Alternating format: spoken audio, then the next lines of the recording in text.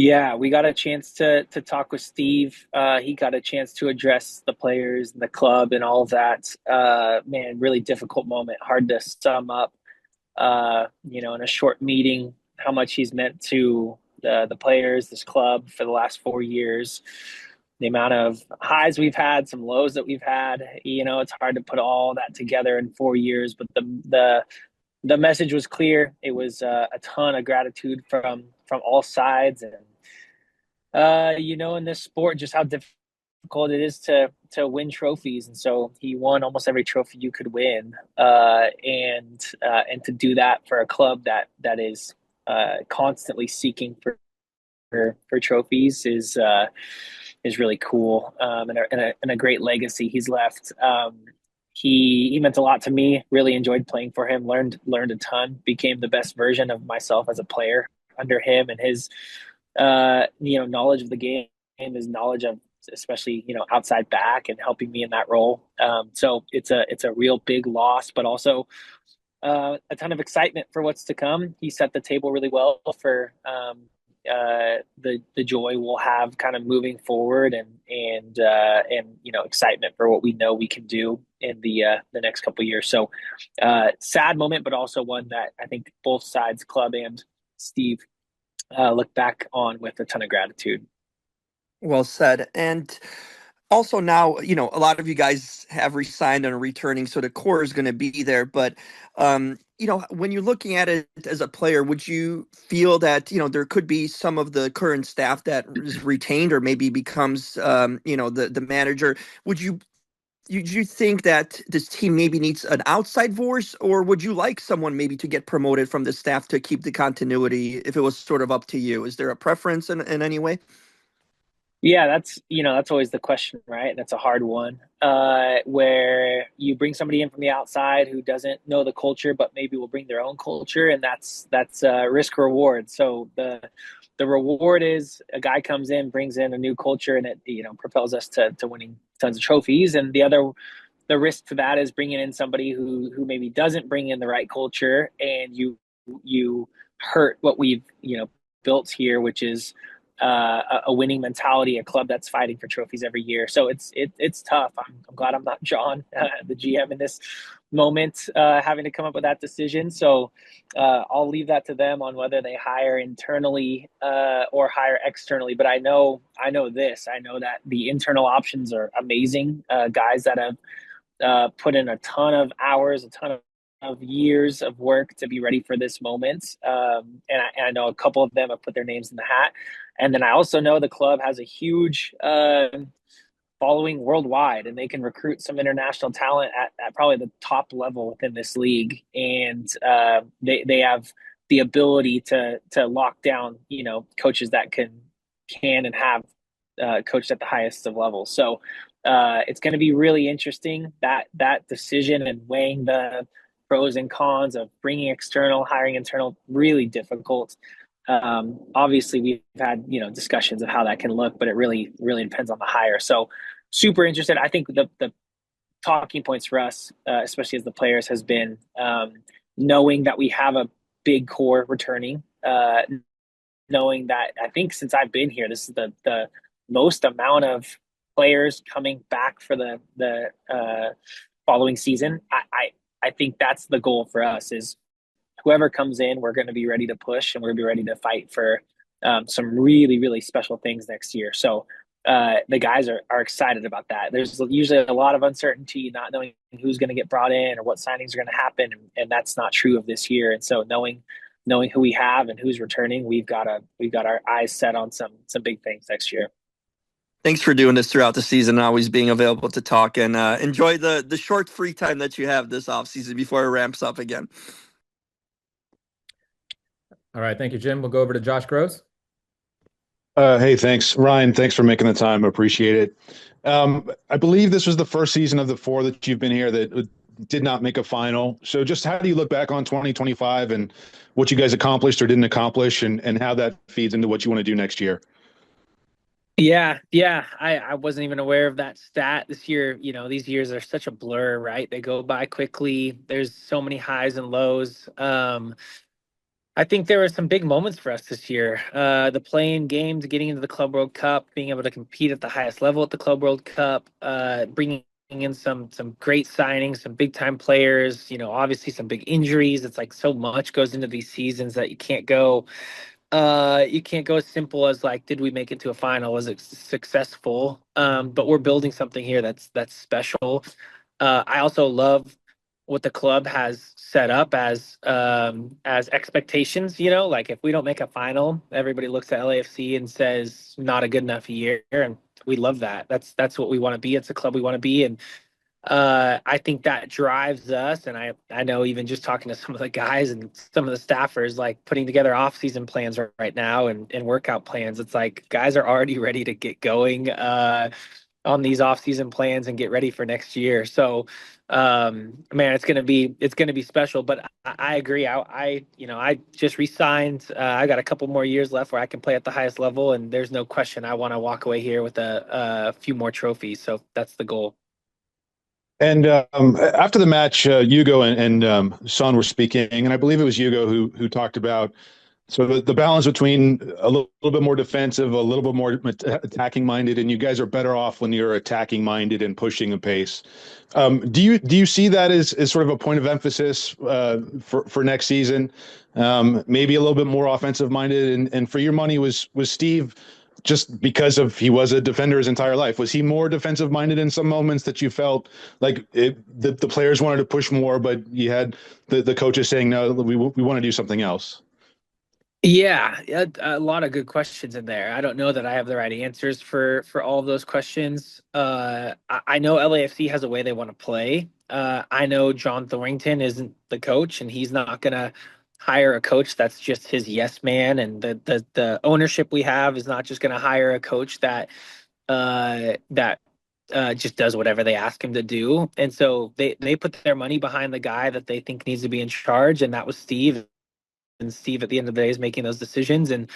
Uh, and I think in so many ways, most of those decisions were the right ones in the right moments. And of course, like anything, there's also sometimes as a coach you're making the wrong decisions at the wrong times and not making the right substitutions or tactical approaches or whatever. And so, yeah, I don't want to get into like, was it right or is it wrong? I think there was things that Steve was seeing and the team was seeing that we thought this was our best chance to win. There's no question the goal always was to play our best football and to win games. There was not another goal or another desire.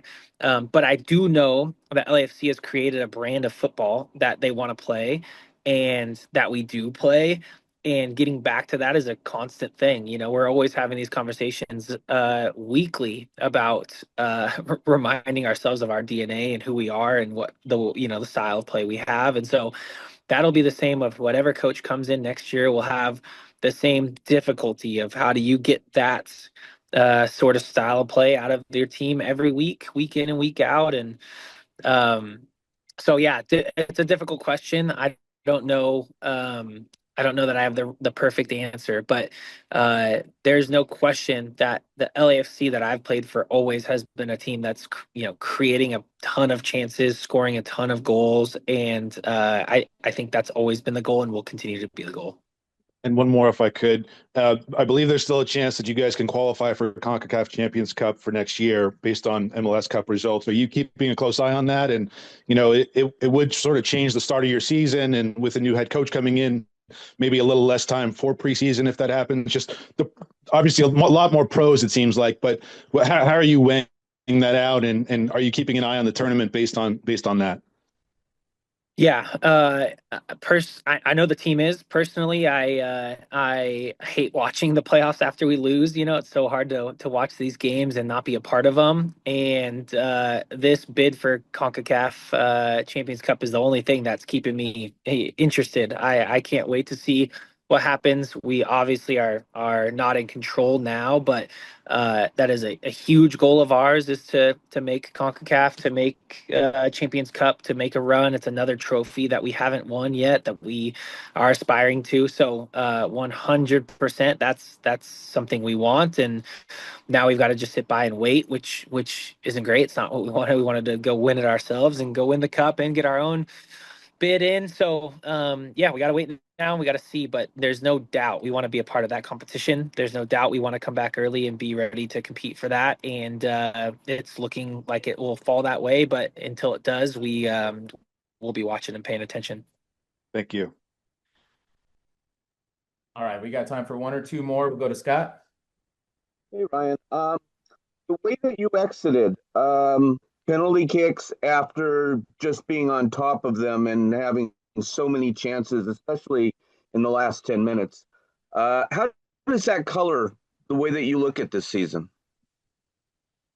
I think it makes it bitter because you just see how close we were, and I think at the same time it also makes you uh, look at the just what happened. You know, like I'm looking at God's sovereignty, and I'm just like it wasn't meant to be. It wasn't for us this year. You know, with the amount of posts we hit, with the amount of things that didn't bounce our way. So there's that side of like bitterness. We were so close, and almost that side of like this clearly just wasn't our year. And so tons of pride in the way that we turned that game around in the second half. Tons of pride in the way that we pushed the game to try to win it, but there's no good ways to lose, and that for sure wasn't one of them. So anything can happen in this league when you get to penalties. You can't let it get there, and we did. So I think we look back on that first half thinking we could have done a lot more, but very proud of the way that we responded in the second half and then in extra time. Yeah, a season isn't just one game. And you mentioned all the different things that this team achieved. Can you look at this season as a success and a very different thing? Can you be satisfied? I think what happens over the next couple of years will determine that. You know, if this isn't something that leads us into doing something special over the next couple of years, we'll look back on the season and say it wasn't enough, it wasn't good enough.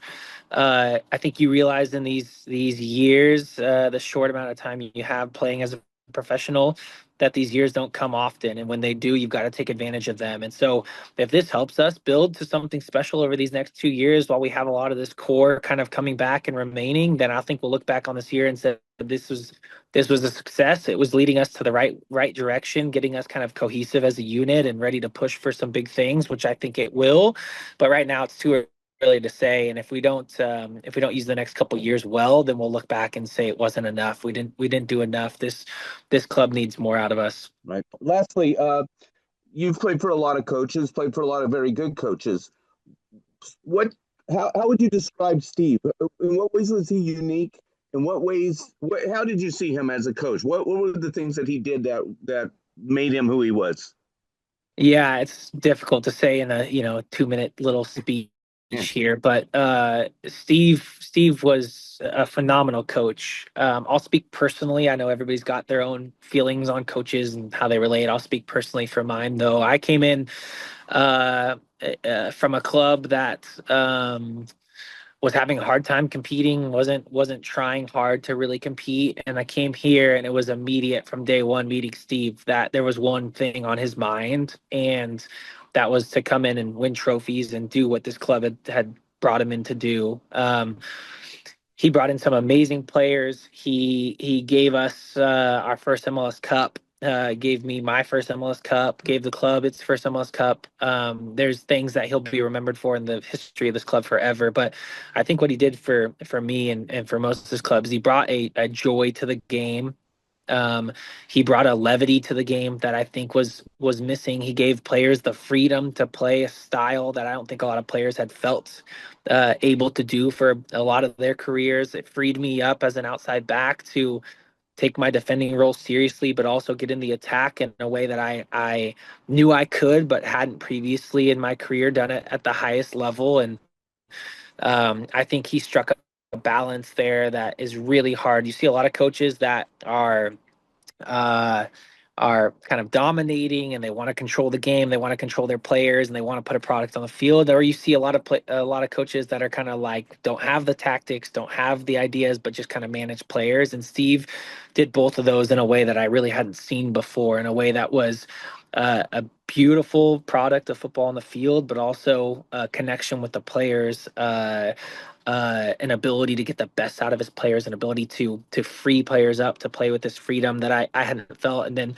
the last, obviously, kicker for me as an outside back is getting to sit under, a guy as an outside back that had done it as a player at the highest level and consistently for the longest time, oftentimes fighting, in a relegation battle and just defending for his life. And so he taught me things defensively that I'll forever appreciate. But uh, well, I'll have a friendship with Steve forever.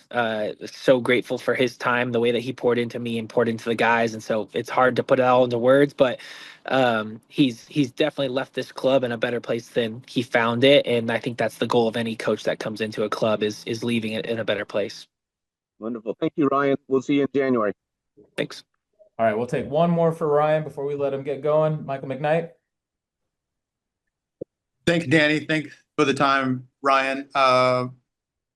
Valuable to talk to you. The Steve Cherundolo era was also kind of the Ryan Hollingshead era. You came to the club at the same time, and you mentioned the accomplishments and the trophies. 4 straight years, top 4 finish, 4 straight years, conference semifinals. No other club has done that. What will history say about the Steve Cherundolo era here at the club and the first 4 years of the Ryan Hollingshead era? Yeah, well, I think it's clear that the MLS Cup, first MLS Cup in the history of the club, will be, it'll go down in history. Steve will be remembered for that forever. It's such an honor for me to be a part of that squad and that club, that team in 2022. What a joy it was. It was so much fun winning. I think it instilled in this club just the ability that we have to win these trophies, that these goals are accomplishable, and that it set the standard of what we're expecting year in and year out. And so it's hard to put into words again how to like call Steve's legacy. How do you label that legacy? I'm not sure. There's people that are much better with words than I am, journalists somewhere out there that can write it up the right way. I'm not too much of a poet, but he'll be remembered well, and I'm just so grateful I was here to be a part of that with him. And like I said, he was so big for my career personally. The way that he just reinvigorized, if that's a word. Again, I'm not a man of words. So, but just brought this like joy back to the game for me that I had been missing. And so I'm very grateful for that.